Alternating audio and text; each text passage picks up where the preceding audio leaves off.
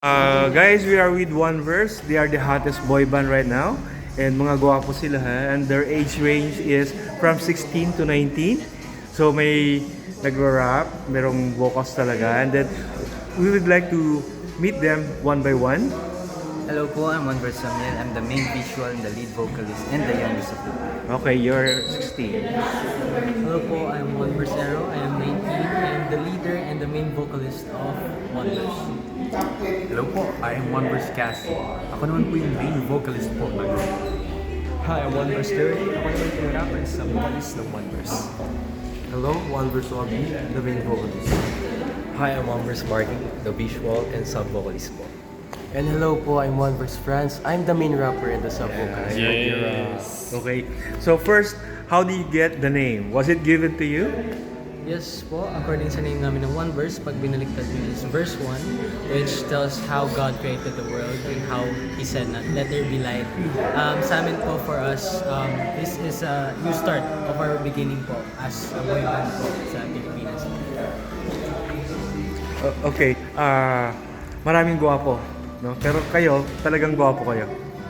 Tinitilian kayo at this early ha. So, how long have you been together?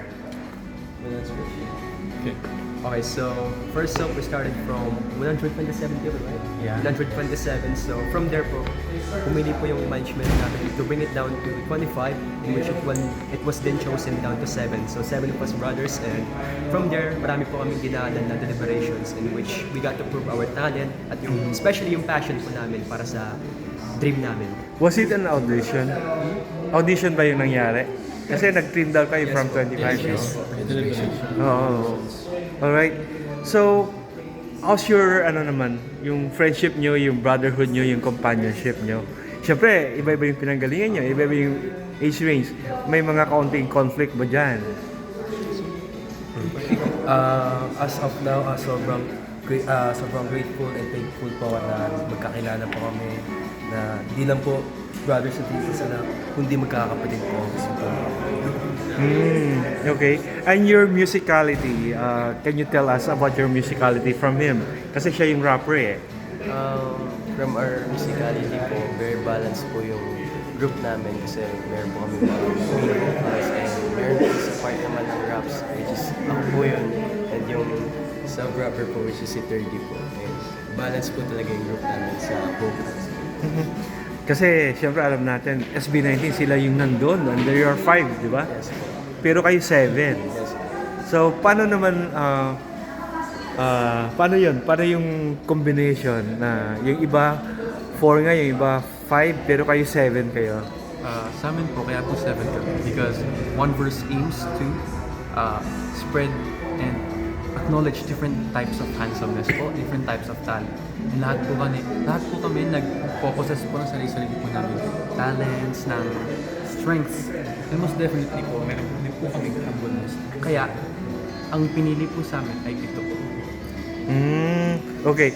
And how's your studies, by the way? So far, we're doing okay sa studies naman. Nababalance naman po ang school namin. And additional lang po sa second year po na 7 po kami. Actually, dapat po 6 lang kami. Pero naging 7 po kami kasi may pumaslak po. Mayroon pong same po ng score sa Kaya ganun po talaga kahirap yung deliberation namin. Okay. Anyways po, sa study naman po namin, okay naman po. Diba guys, nakakabawi naman kami sa studies. We're not, yung sobrang bigay na bigay sa school kasi yan, binabalance namin. Pero as much as possible naman, we have good grades naman. Okay, syempre, friend nyo si Jana, di ba? So, si Jana kasi bata pa siya, kilala ko na siya eh. Then, you know her, she's very busy, but she graduated cum laude. Di ba? Cum laude siya, tapos pilot pa. So, do you see na matatapos yung pag-aaral nyo at the same time with your musical career? Actually po, yes, nakikita po namin na tatapusan. Isa po yun talaga sa mga importante para sa amin, sa mga brothers ko po na pag-aaral namin. Kasi actually yung pag-aaral po kasi talaga yun po yung sa mga importante na makuha mo sa buhay. Pagka nakagraduate ka po, it's a blessing po na achievement. And you're not only handsome, you look rich too. Galing kayo sa mga buena familia. Actually, galit po talaga ako sa Manila po. And pinanat lang po talaga na nagkaroon po kami ng ganitong blessings and privilege po. Kaya very grateful po kami na may mga taong sumusuporta sa amin. Yun po, Lord. Totoo ba yan? Yes, po. Eh, mukha kayong mayayaman lang. Siyempre po, dahil po sa tulong ni Sir Jay Lyson. Sabi talaga, siya yung talagang pinaka-idol namin, fashion designer. At manager namin siya, of course, and alam niya kung ano yung nababagay sa amin. And binibigay lang namin tiwala namin sa kanya. Do you see yourself na magtatagal talaga yung brotherhood nyo, yung kasi alam natin may mga grupo na ilang years pa lang Po, yes po. Kasi po, iba na po yung band namin. Even 2 months pa lang po kami nagkasama. Like, we treated each other po na as a brother po talaga sa pamilya.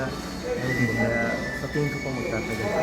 And additionally, and not just our friendship, pero I think most important po talaga dito is that every one of us here, we all share the same dream and gusto po namin talaga to. This is what we want and this is what we dream for. Meron bang breadwinner sa inyo or thinking of becoming breadwinner? Kasi they say ang SB19, di ba, meron nga silang song na mapa, di ba? Na ako nang bahala, mama or papa na naghirap kayo para sa akin. Ako naman ang bahala ngayon. Meron bang ganong situation na iniisip niya maging breadwinner or presently breadwinner? Sa may family po namin, although they don't pressure us po sa amin na, hindi naman po kami pinapressure na maging breadwinner. But we have our own main responsibility and as a child of our family po na tulungan sila at i-pay back po lahat ng ginawa nila. Kasi po sila po nandun po sa pinakasimula at plano rin po na supportahan din natin sa dulo. And by being a breadwinner po, ang magagawa po namin is by taking off the responsibility na kailangan financially. Okay. Sino ang panganay sa inyo? Ako po. Ikaw, okay. Pareho kayong panganay. Sinong bunso? Okay. Mga bunso. Okay. Anything that you want to tell your fans? Especially you received an award tonight. I would like to say na we're very grateful for this award. Not only sa award namin, also sa fans na sumusuporta sa amin. Hindi lang yung mga nandito, pati na rin yung sa mga sumusuporta sa amin mula sa malalayo pa. At grabe, nakaka-inspire yung being awarded as the most inspiring boy band. Kasi we just started 4 months ago and surprisingly we already have our own award. Because of JSR. Yes po, of course. Malaking naging tulong din po sa amin ni Sir Jaysar.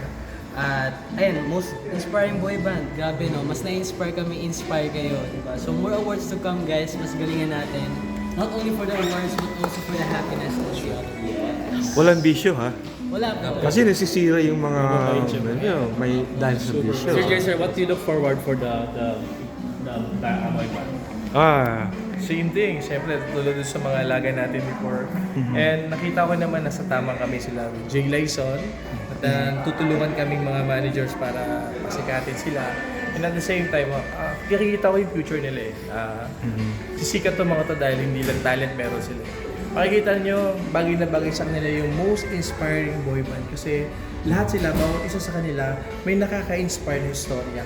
Kung paano sila nabuo, kung paano sila nandito ngayon. Kaya, congratulate nyo kayo. One verse, congratulations. At alam ko, mas marami pa kayong panghuwang awards. And you are the? 1, 2, 3. Once again, universe, We are One Verse! Yay! Alright. Can we take a picture? Siguro yung grupo na nakatayo yung iba para ano yung iba. Jason, sino Nakahiram. next? Interview.